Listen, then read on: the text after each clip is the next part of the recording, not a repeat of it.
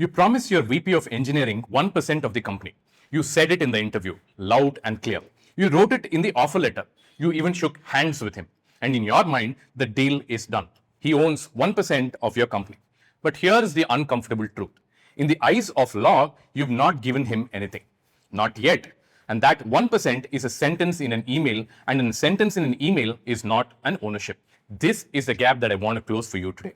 Because as a founder, the ESOP is probably the single most expensive thing on your cap table. So in this video, I'm going to break down for you how ESOPs actually work from the founder's chair. We'll go through three things: what a grant really is, what vesting really is, and what exercise really is. And to keep this simple, I'm going to use one example all the way through. Let's say your company is called ABC Limited, and you're about to hire a brilliant VP of engineering, and his name is Ajay. We're going to follow Ajay's ESOP from the day you make the promise all the way to the day it can actually become money in his hand. Let's start with the first concept, and that is the grant. Now, what do I mean by grant? A grant is the moment your promise becomes a legal instrument. It is the moment your company formally says that this employee has the right to buy this many number of shares at this price under these conditions. And here's the part that most founders get wrong. They think that the conversation itself is the grant. It is not. So let's come back to Ajay.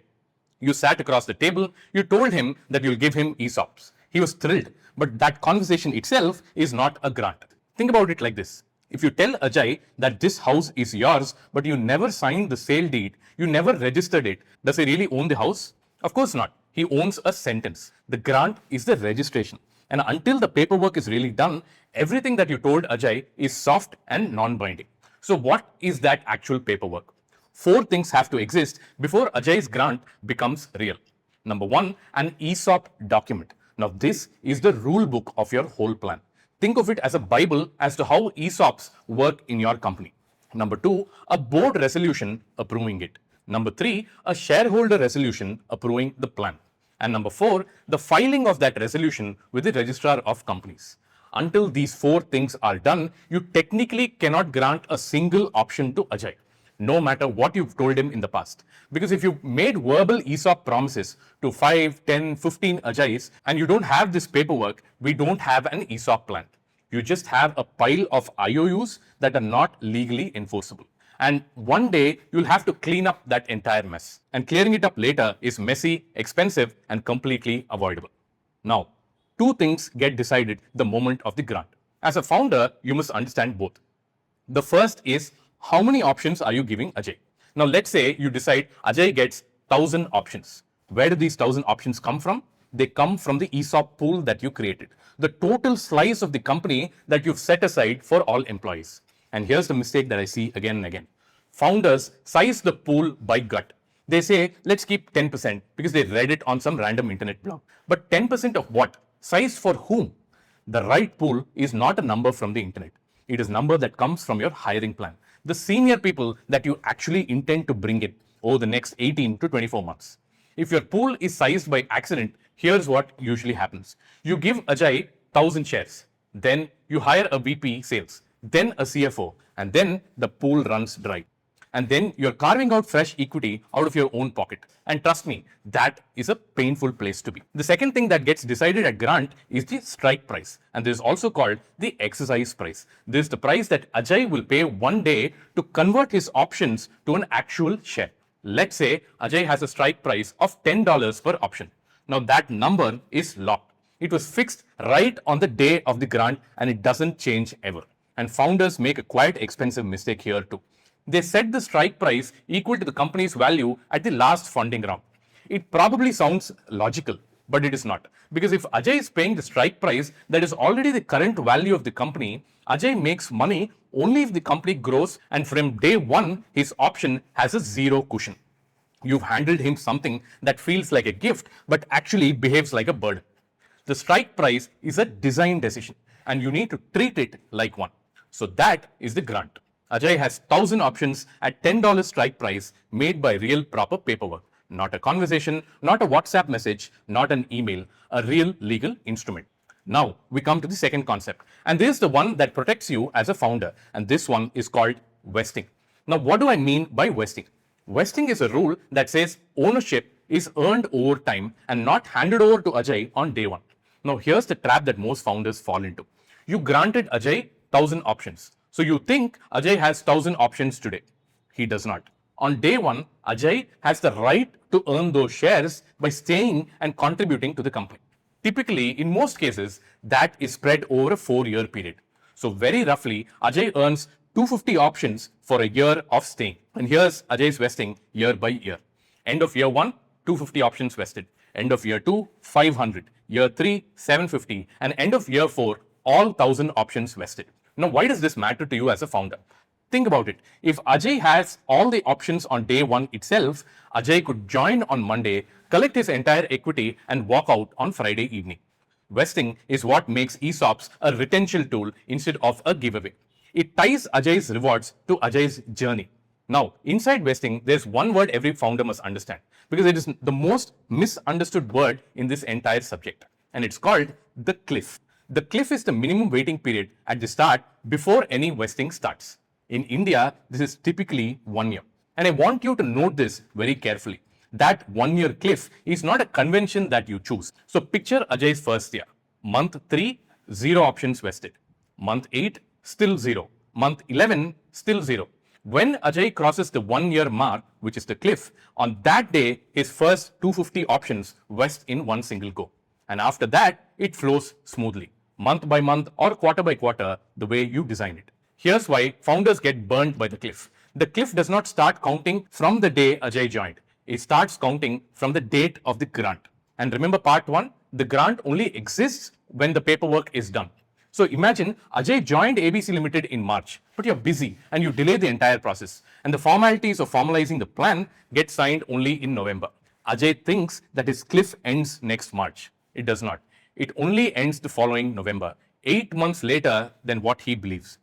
And because the 1-year cliff is fixed by law, you cannot afford to rewind it for him. The fix here, of course, is very simple.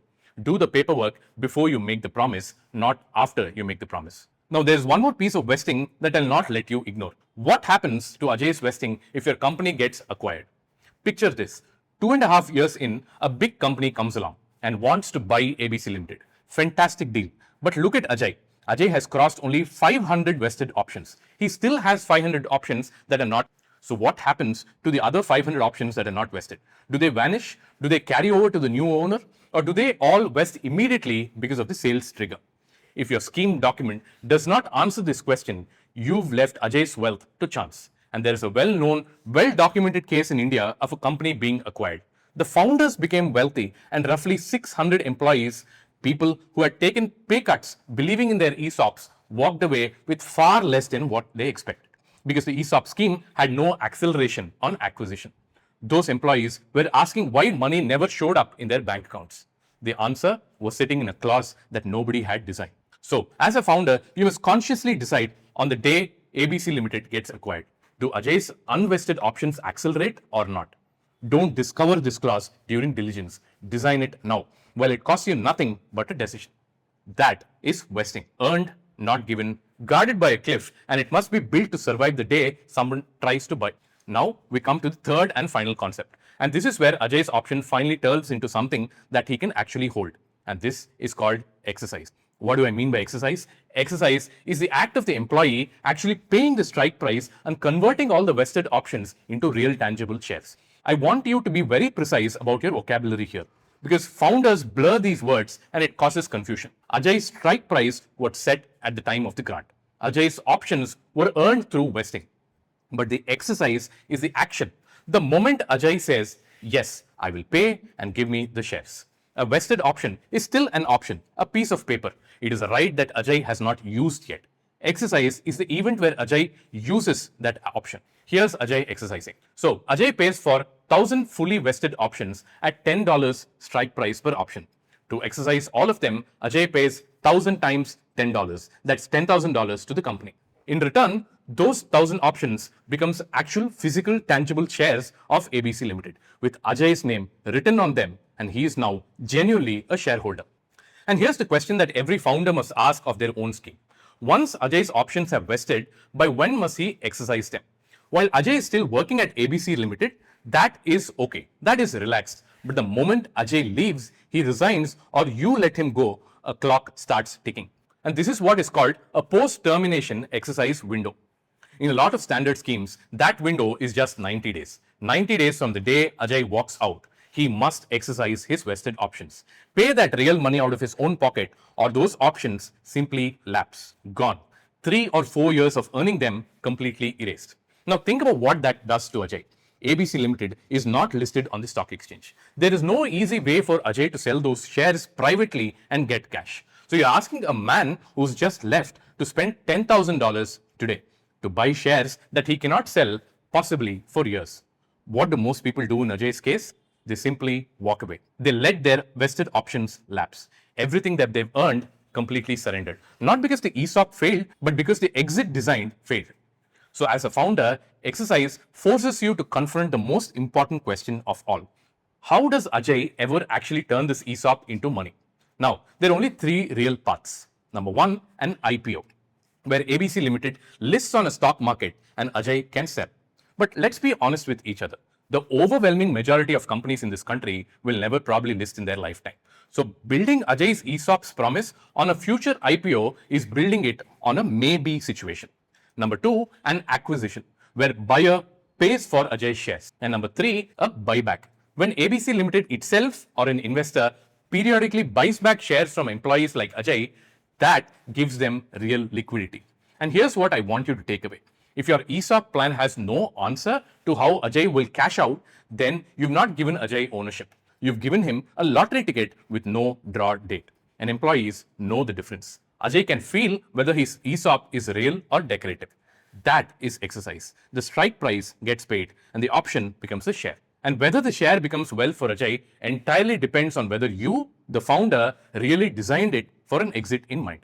So let's bring it all together because I want this to stay with you. And let's do it with Ajay one last time. ESOPs work in three movements. Number one, the grant.